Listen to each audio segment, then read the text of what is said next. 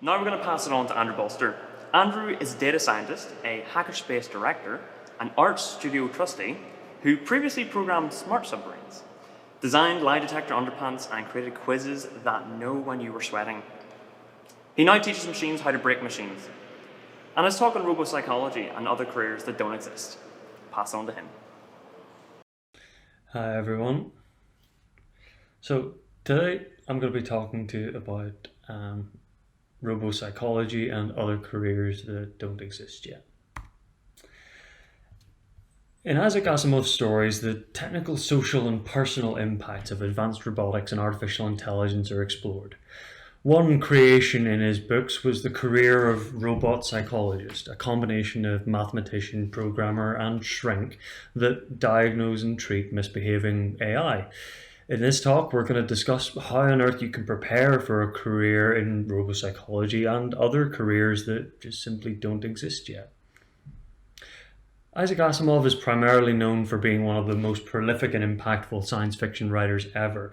And as you would expect, while wandering around these fictional worlds, he came up with a few sciencey sounding mumbo-jumbo terms such as positronic and psychohistory, and he's literally the father of the word robotics. He first used the term in his 1941 story Liar about a robot called Herbie that develops telepathic abilities and can read people's thoughts. However, because the robot's core operating principles or programming still included the first law of robotics, that is, not to hurt people, Herbie starts lying to people to make them feel happy. This leads to Herbie leading a robopsychologist called Susan Calvin to believe that a co-worker fancies her. And when she finds out that this isn't true, and Herbie just told her this because Herbie knew that the idea would make her feel better, she was very hurt. This first law is part of Asimov's 3 laws of robotics, which were officially codified the following year in 1942 as a robot may not injure a human being or through inaction allow a human being to come to harm. A robot must comply or must obey the orders given it by human beings except where such orders would conflict with the first law. A robot must protect its own existence as long as such protections do not conflict with the first or second law.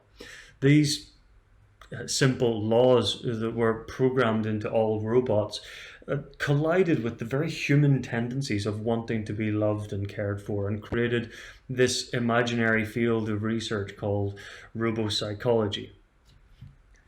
This is a field of research that today doesn't really exist, but I first read about it in 2014 whenever I was on a packed commuter train in California, having just left Google's Mountain View complex where I'd met a university friend who was a programmer there. I'd spent the previous 5 years in a master's program at Queen's University Belfast studying electronics and software engineering, a course that's now called Software and Electronic Systems Engineering, and I would highly recommend it, so if you're interested, ask me afterwards. It focused on the overlap between 2 fields that in my eyes were obviously part of one bigger field. The electrical engineering side, how do you put lightning into glass to make it add numbers together? And then the computer science side, how do you take that act of adding numbers together and trick it into imagining that it's thinking? The physical world of computation and the virtual world of programming. And the magic in between fascinated me. I wasn't a particularly stellar student. I asked lots of awkward questions and never did particularly well in exams. But I just kind of resigned myself to going down the standard engineering pathway. Get degree, join big company, write banking software for 30 years, retire. But my discovery of this weird term, robopsychology, kind of kicked me in the behind.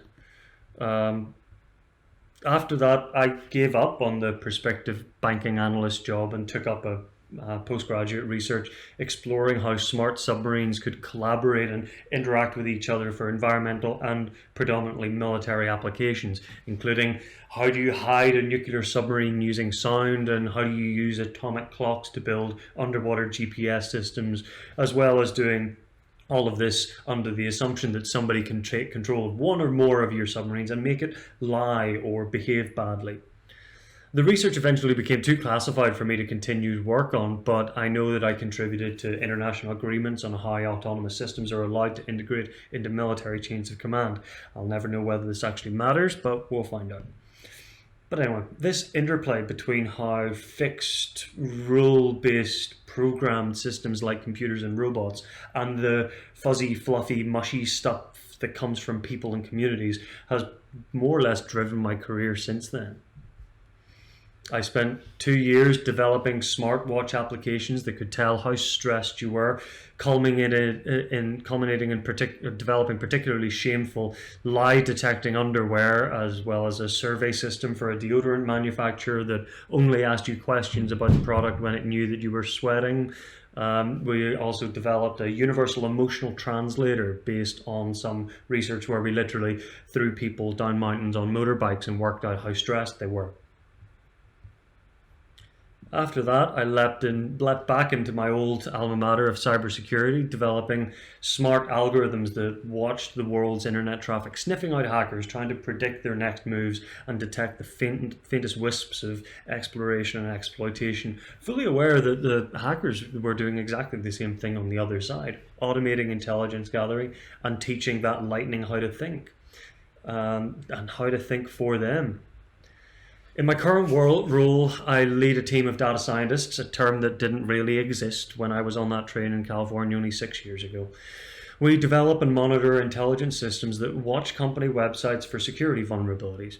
My day job is to work out better ways to try and pretend to be a hacker and work out how to automate the boring bits of the professional white hat hackers that I work with.